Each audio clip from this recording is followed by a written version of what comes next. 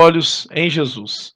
Senhor, meu Deus e meu Pai, iremos ter uma meditação do pôr do sol agora. Na verdade, o sol já se pôs, mas é um momento em que estamos mais tranquilos, não estamos mais na correria. E louvado seja o teu nome, porque o Senhor nos concedeu o sábado para que na tua presença pudéssemos meditar, para que pudéssemos descansar o nosso corpo. E eu entrego em tuas mãos todas as pessoas que estão agora nos assistindo e que vai nos assistir também, e que a graça e a paz esteja com eles, salvando cada um de nós, e que o Senhor possa me inspirar, me iluminar nesse momento em que iremos abrir a tua palavra para aprender mais de ti. Em nome de Jesus, eu entrego cada um de nós em tuas mãos, para que o Senhor realize o teu querer e efetuar. Em nome de Jesus, amém. Bom, vamos lá. Boa noite, feliz sábado, irmã Eliana de Visconde do Rio Branco, se eu não me engano. Irmã Marley. Vamos orar para voltarmos logo para a igreja. Está fazendo muita falta. Eu também acredito, Marley, que tem muitas pessoas sentindo falta da igreja física, né? Enquanto isso, vamos fazer desse lugar aqui uma igreja virtual. Não é o ideal, mas é o que nós podemos fazer. A palavra de Deus vai ser aberta e ela nos conecta, e ela nos fortalece, ela nos transforma. Então eu gostaria de, nesse momento, nós pudéssemos abrir. Antes de abrirmos, eu gostaria de fazer algumas perguntas para que possamos meditar. O que é a cruz para o mundo cristão? A cruz se tornou, para o mundo cristão, um símbolo. Ela se tornou um símbolo que, até por se tornar um símbolo tão comum e tão presente nas cidades, nas igrejas, né, nas praças públicas, nos altos das cidades, que a cruz parece que perdeu um pouco do seu sentido, né? A cruz ela se tornou até um ponto de referência em algumas cidades. Mas o que é a cruz? O que é a cruz? Então, assim, analisando a cruz sem esse lado de Cristo morrendo nela e transformando esse madeiro em formato de cruz num objeto de adoração, né? Tirando isso, quando eu olho para a cruz, eu vejo ali um instrumento de tortura na época do Império Romano. Eu vejo um símbolo de derrota. Eu vejo um símbolo de tristeza, onde as pessoas, tudo bem que por consequência foram levadas para ali, apesar de que eu nunca vou concordar com a morte e a tortura sendo resultado de um ato. Claro que se você errou, você tem que pagar por isso, mas a tortura e a morte da cruz era algo terrível. Então, quando eu olho para a cruz, não pelo viés de Cristo sendo crucificado, mas a cruz como tortura, como instrumento de tortura, eu me entristeço, porque a cruz é um símbolo de derrota para mim, humanamente falando. Mas existiram 3 cruzes que estão relatadas na Bíblia, cada ela tem um significado diferente.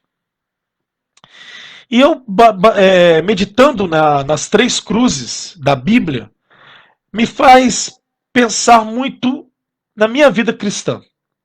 O que significa a cruz para mim e para você? Qual o significado da cruz? Bom, vamos lá. Eu gostaria que você e eu pudéssemos abrir a Bíblia em Mateus 27, do versículo 33 ao versículo 44. Mateus, versículo 27, do versículo 33 ao 44. Abra sua Bíblia e vamos ler esse texto.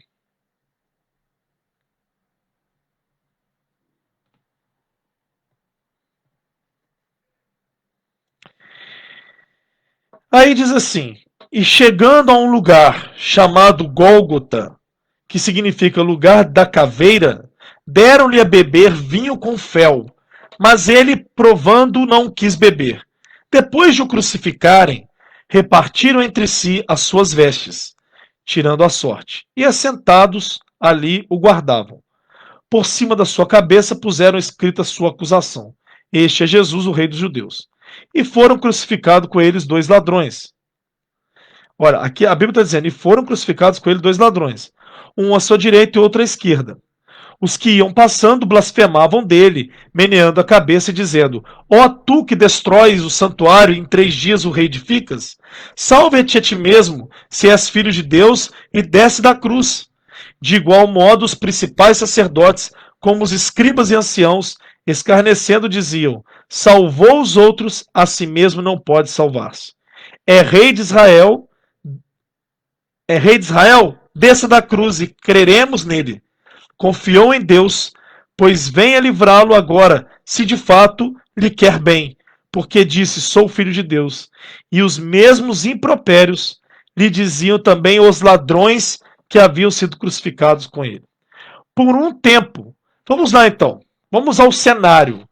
Jesus, todo ensanguentado, açoitado, ultrajado, abandonado, sobe o monte da caveira, fora de Jerusalém, sofrendo uma angústia terrível, porque o pecado da humanidade caía sobre ele. Jesus que não havia se alimentado por uma noite toda, e agora andando com uma cruz pesada sobre seus ombros, e precisou de uma ajuda, de Simão Sirineu, precisou da ajuda ali para carregar a cruz, porque era pesada demais para ele, muito sofrimento, muita angústia, muitos impropérios, muitas blasfêmias. Fora julgado por Anás, Caifás, fora julgado por Pilatos, depois mandado para Herodes. Herodes mandou de volta ele para Pilatos. E Pilatos olhava para Jesus e falava assim: não vejo nele culpa alguma, não vejo nele erro algum.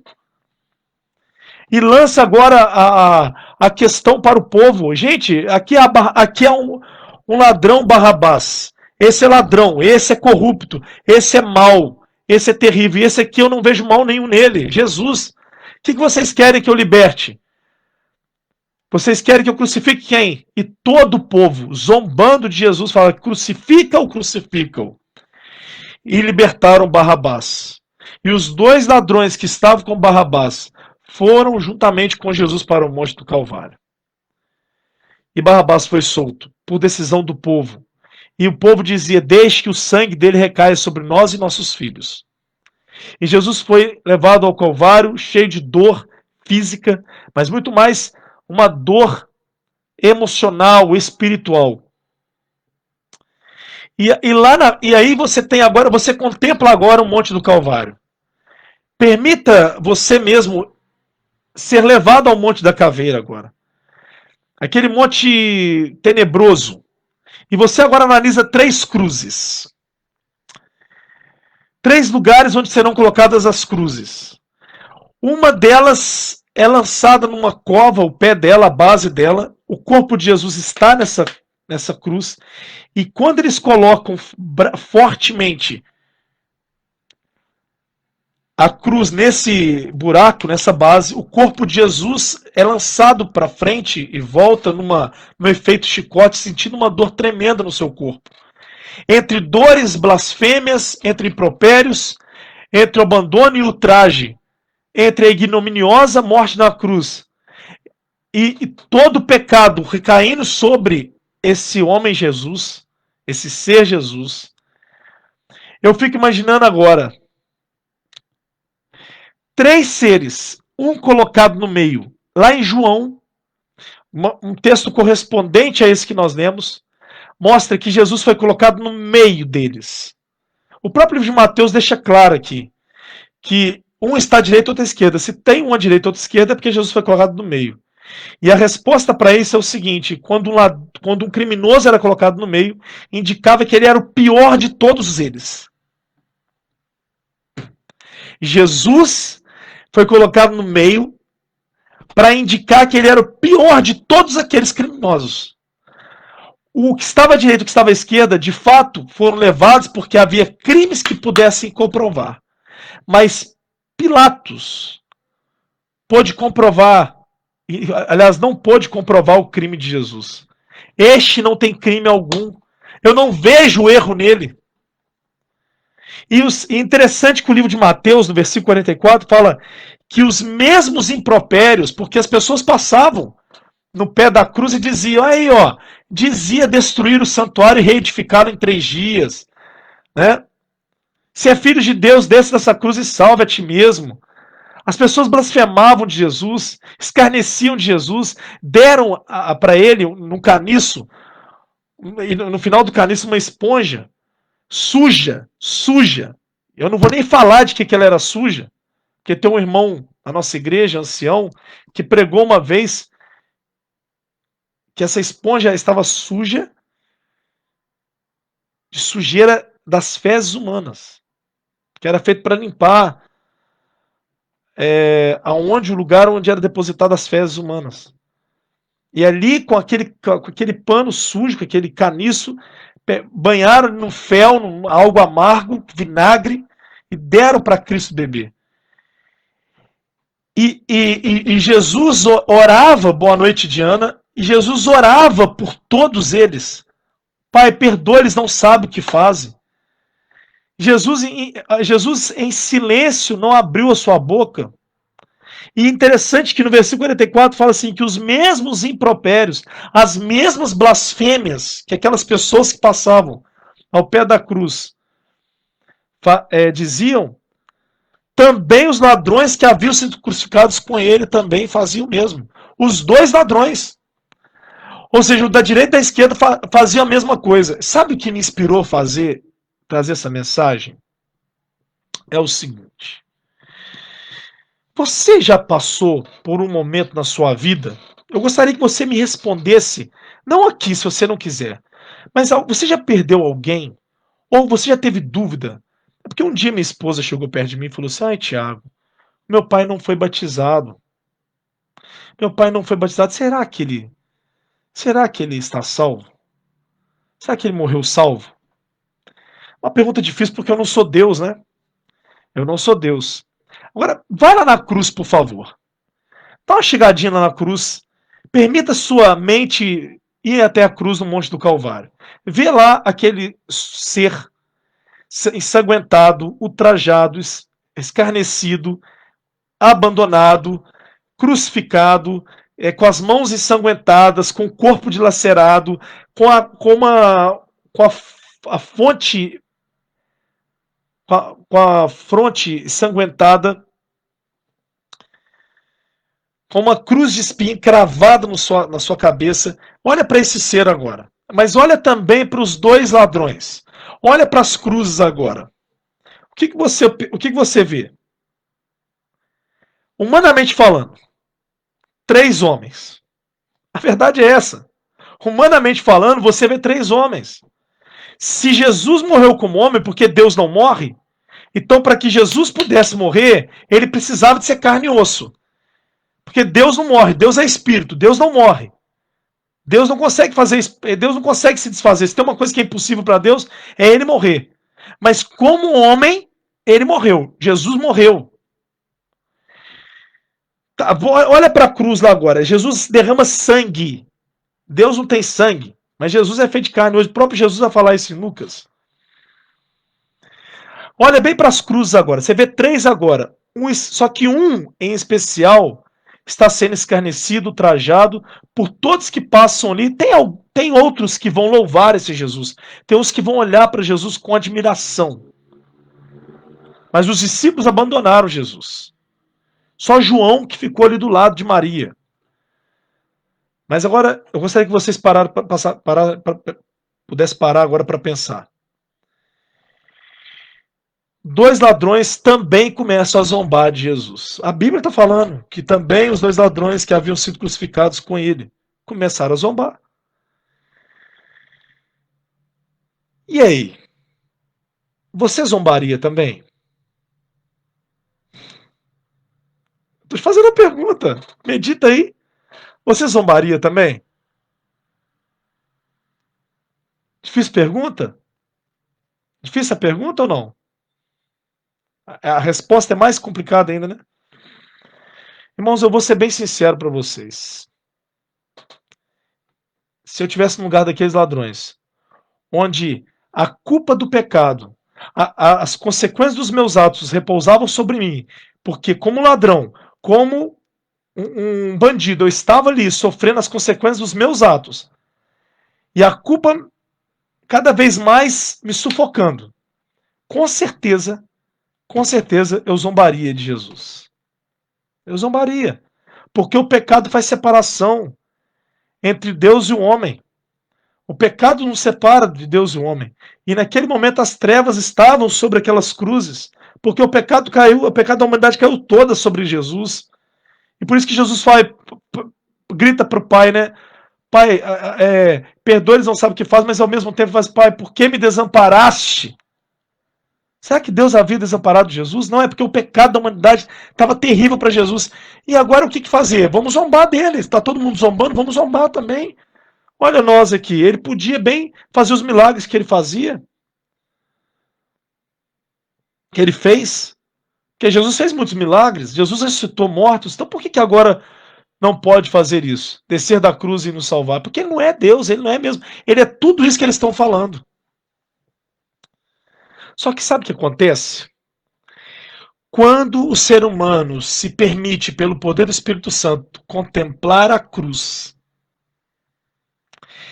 ele passa de zombador a seguidor de Cristo. Amém? Olha que coisa linda. Quando o zombador de Cristo, aqueles que você fala assim, não tem jeito, é ladrão, é terrível, é bandido, vai morrer mesmo para a eternidade. Começa a contemplar a cruz e os raios de luz incidem no coração dessa pessoa, a postura é transformada. A postura é totalmente contrária agora. Olha que coisa linda.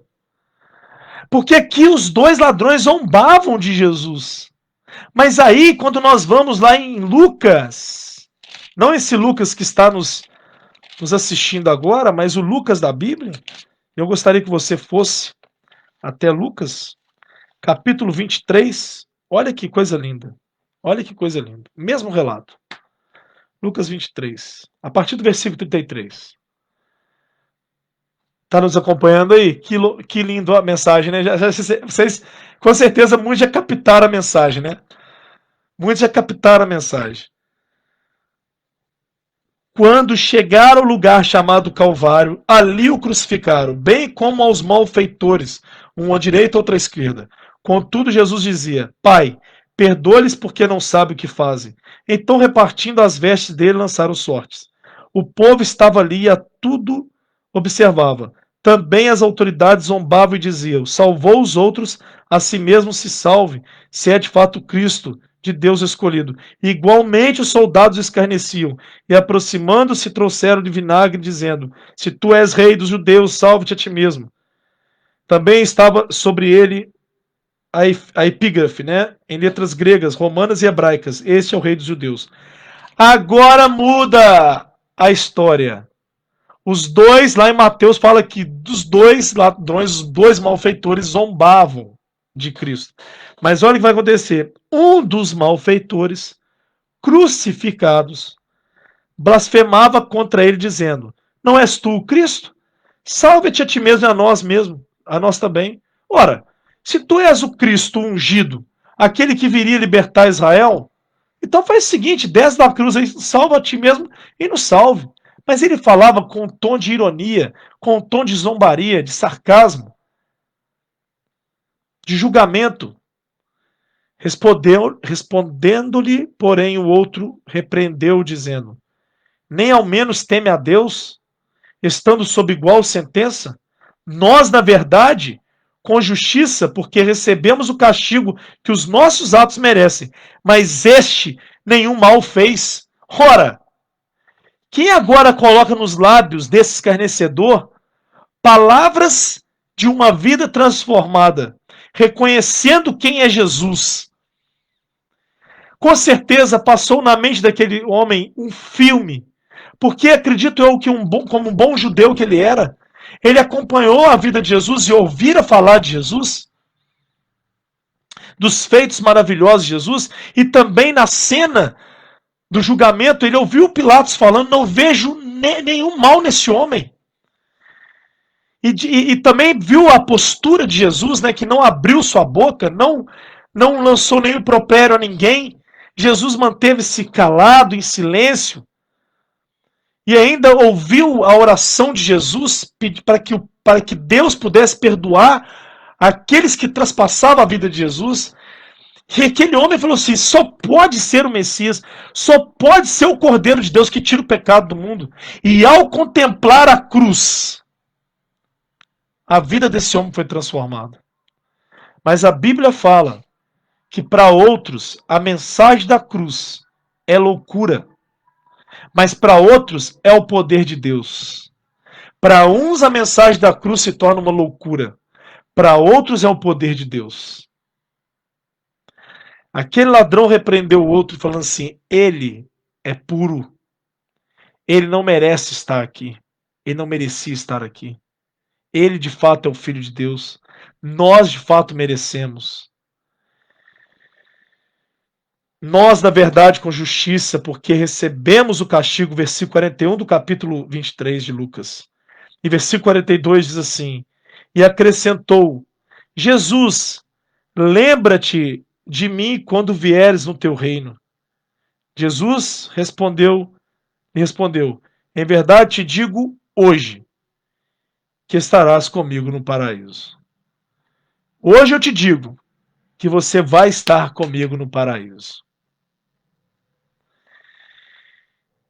Minhas queridas e meus queridos, olha o texto de uma escritora cristã. Olha o texto chamado Desejado de Todas as Nações. Livro da Ellen G. White. Olha o que diz aqui. A Cristo, página 529. A Cristo, em sua agonia na cruz, sobreveio um raio de conforto. Diante de tantos impropérios, diante do traje que sofria, diante da ignomínia, diante da dor física e da dor emocional e espiritual, do abandono, diante das trevas, do pecado que recaía sobre ele da humanidade. Olha o que acontece. A Cristo, em sua agonia na cruz, sobrevém um raio de conforto. Foi a súplica do ladrão arrependido. Ambos os homens que estavam crucificados com Jesus, a princípio injuriaram, e um deles, sob os sofrimentos, tornara-se cada vez mais desesperado e provocante. Assim não foi, porém, com o companheiro. Este não era um criminoso endurecido. Extraviara-se por más companhias, mas era menos culpado que muitos do que ali se achavam ao pé da cruz, injuriando o Salvador. Vira e ouvira Jesus e ficara convencido por seus ensinos, mas dele fora desviado pelos sacerdotes e príncipes. Procurando abafar a convicção, imergira mais e mais fundo no pecado, até que foi preso, julgado, como criminoso e condenado a morrer na cruz. Na cruz, aquele ladrão viu muitas pessoas, doutores da lei, muitas pessoas importantes, ultrajarem Jesus, abominarem Jesus, escarnecerem de Jesus, mas ele reconheceu Jesus como mestre dos mestres, Senhor dos senhores, Rei dos reis. E Jesus garantiu para ele a salvação. Eu não vi Jesus descendo ele da cruz e o batizando. É claro que a Bíblia fala crer no Senhor Jesus e batize, né? Crê e seja batizado. Em Marcos 16 fala: aquele que crer e for batizado será salvo. Mas aquele ladrão não teve tempo de ser batizado nas águas. Mas ele foi batizado no Senhor Jesus. Ela aqui está dizendo, irmão Hélio enviou um testemunho lindo sobre isso, Falcão, de traficante seguidor de Cristo, né? A seguidor de Cristo. De traficante a seguidor de Cristo. O Falcão, eu conheço também esse testemunho poderoso. Irmãos, existe um texto. Então, diante dos impropérios, diante de todo tudo que Jesus estava passando, houve uma palavra de ânimo para Jesus. Alguém que olhou para Jesus de forma diferente. E Jesus, mesmo sentindo dor, mesmo desamparado, mesmo abandonado, garantiu a salvação para aquele homem. Porque, sabe, assim como o pecado faz separação, assim também um coração arrependido nos une a Cristo. E os ouvidos de Jesus e os braços de Jesus não estão encurtados, travados, enrijecidos para salvar você. Os ouvidos deles não estão surdos. Quando há um coração arrependido que reconhece Jesus e busca nele a salvação, há salvação para essa pessoa. Há salvação para cada um de nós. Mas, infelizmente, muitas pessoas permanecem endurecidas, como outro ladrão. E até no mundo cristão, blasfemando e escarnecendo de Jesus. Olha o que a Bíblia diz, e eu coloquei esse texto um dia no grupo da igreja, na qual eu pertenço. Hebreus 6 nos diz assim, muito forte esse texto.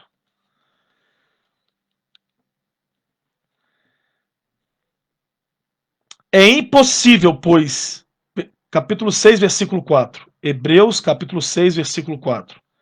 É impossível, pois, que aqueles que uma vez foram iluminados e provaram o dom celestial e se tornaram participantes do Espírito Santo e provaram a boa palavra de Deus e os poderes do mundo vindouro e caíram sim, é impossível outra vez renová-los para o arrependimento, visto que, de novo, estão crucificando para si mesmos o Filho de Deus e o expondo à ignomínia. Expondo o Filho de Deus à vergonha da cruz. Meu irmão, minha irmã, boa noite, irmã Leni, minha amiga Leni. Minha irmã e meu irmão,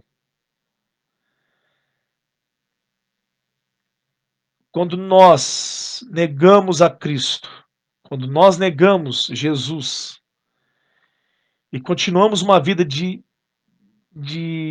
zombaria, o que é uma vida de zombaria? Permanecemos com a nossa culpa, entendendo quem é Jesus, o que ele pode fazer por nós, mas ainda permanecemos na mesma velha vida. Isso é zombar, isso é escarnecer, isso é lançar sobre Jesus o ultraje, a ignomínia. O Espírito Santo foi nos outorgado para nos conduzir até a cruz de Cristo. Um ladrão na cruz olhou para Jesus e viu nele a salvação. E Jesus garantiu naquele momento a salvação para ele. Fim dos seus pecados, está cancelado. Você vai morrer na cruz, consequência, mas você vai estar comigo no paraíso. Quando eu voltar, eu vou te resgatar da morte. Qual é o pecado que você cometeu? Qual é a culpa que está te desanimando, está te tornando desesperado, ao ponto de achar que Jesus não pode te salvar? Olhe para as três cruzes.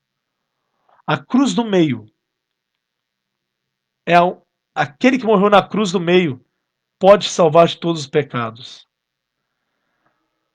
Uma cruz te torna exemplo para uma nova vida com ele, com Cristo, que é o ladrão que reconheceu Jesus, mesmo tendo zombado dele. Os dois estavam na mesma condição, só que um se arrependeu e aceitou Jesus. O outro permaneceu no mesmo caminho. Essa vai ser a grande diferença. Agora eu vou tornar a mensagem para finalizar. Você não sabe o fim das pessoas. Eu não sei o fim das pessoas. Eu sei que esse ladrão, se eu olho para a cruz sem ouvir a conversa deles, eu falaria: ele está perdido. Os dois estão perdidos. Mas na conversa íntima ali, eu acredito que algumas pessoas que estavam passando perto ali ficaram na expectativa, né? O que esse mestre que está morrendo na cruz vai dizer? E não poderia ser diferente. Jesus olha para mim e para você hoje.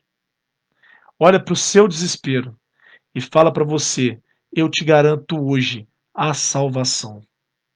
Não fique mais desesperado com a culpa do pecado sobre você. De zombador a seguidor de Cristo. Aceite a Jesus, é o único que pode salvar, não dos grilhões da morte condicional, essa morte que, que visita cada um de nós. Jesus pode agora te garantir a salvação. Entre gritos e zombarias, ouve-se uma voz suave para Jesus, o ladrão arrependido. Há alegria e regozijo no céu por um pecador que se arrepende. Que você possa trazer alegria ao coração de Jesus hoje. Se arrependa dos seus pecados, que sejam muitos os seus pecados, que se alegre em Jesus. E Ele trará para você alívio à sua alma. Ele mesmo disse, né? Vinde a mim, você que está cansado e sobrecarregado, eu vou aliviar os seus fardos. E aprendei de mim, porque eu sou manso e humilde de coração. Até na cruz, Jesus expressou o espírito que havia nele, de humildade, de mansidão, porque diante de tanta coisa negativa, Jesus consegue ouvir a voz de um homem arrependido. Mesmo diante de gritos da humanidade hoje, tantas pessoas blasfemando o nome de Cristo, tantas pessoas com o coração endurecido, Jesus consegue ler o seu coração arrependido. Jesus consegue ouvir a sua voz de choro. Jesus vê as lágrimas que descem no seu rosto. Jesus, ele te ama assim como você está e te transforma do jeito que ele deseja que você se torne um dia. Que ele deseja. Não tenha dúvida desse Jesus que ouviu o ladrão arrependido e vai te ouvir também. Olhe para as cruzes e deixe de ser o ladrão que permaneceu na zombaria e faça como o outro. Se arrependa e ele é rico em misericórdia. Que Deus te abençoe ricamente. Vamos orar? Vamos fechar os nossos olhos, curvar nossa fronte. Senhor, nosso Deus e nosso Pai, louvado seja o teu nome, porque 10 pessoas aproximadamente ouviram essa mensagem poderosa. E eu te agradeço porque entre essas pessoas que entraram aqui, uma delas é a Leni, uma amiga de trabalho que trabalhou comigo, uma mulher do Senhor, assim como a minha prima Sandra, a Tidiana, a Marley, a irmã Dea, a Neuza, a Ludmila, a Fernanda, que está nos assistindo sempre, e tantos outros que nos assistiram, o meu amigo Paulo, o Lucas. Louvado seja teu nome, Pai, porque são pessoas queridas e outros que eu não falei aqui, mas que o Senhor possa abençoar aqueles que vão ouvir. Abençoe a família de cada um que nos assistiu, que nos ouviu. E que o Senhor Jesus possa olhar para cada um de nós, na nossa, na nossa realidade, muitas vezes cheios de culpas, amargurados, mas que o Senhor possa aceitar o nosso arrependimento e perdoar os nossos pecados. Em Jesus nós oramos. Amém. Que Deus te abençoe, minha amiga e meu amigo. Tá? Fique com Deus. Obrigado, Leni. Deus abençoe. Tá? A todos nós. As palavras vêm do céu, né? Vêm aqui da palavra dele, né? Que Deus nos abençoe ricamente. Um abraço, gente. Um feliz sábado para todos.